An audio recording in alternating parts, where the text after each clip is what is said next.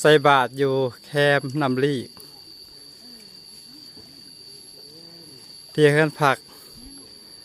บ้านหาดดอนกลาง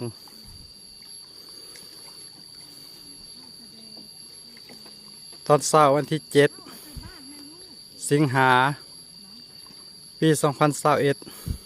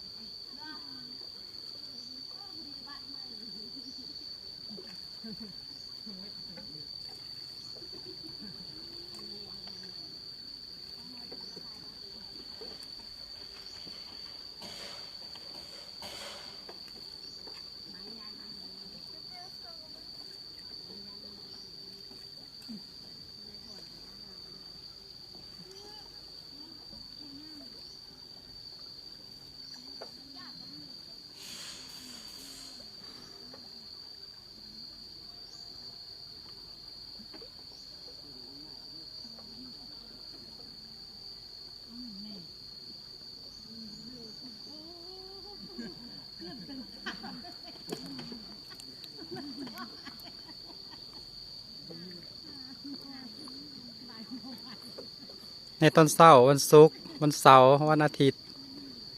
ครูบาจากวัดหาดดอนกลางเพิ่นจะมาบิณฑบาตทางเรืออยู่ที่แพบ้านหาดดอนกลางแห่งนี้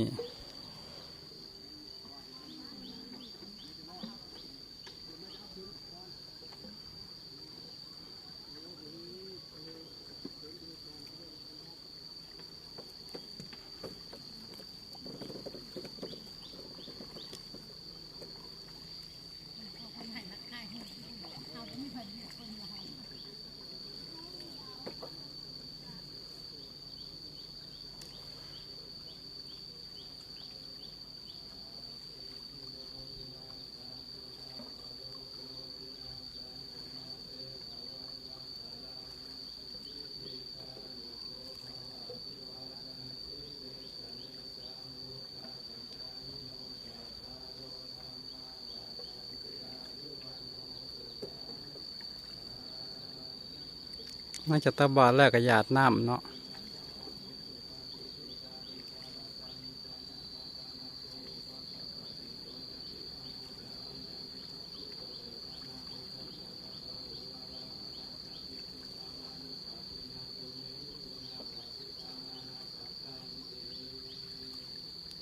เป็นนันว่าจบพิธีในการใส่บาตรในตอนเช้ามื้อนี้ขอขอบใจทุกท่านที่เข้ามาติดตามรับชมรับฟัง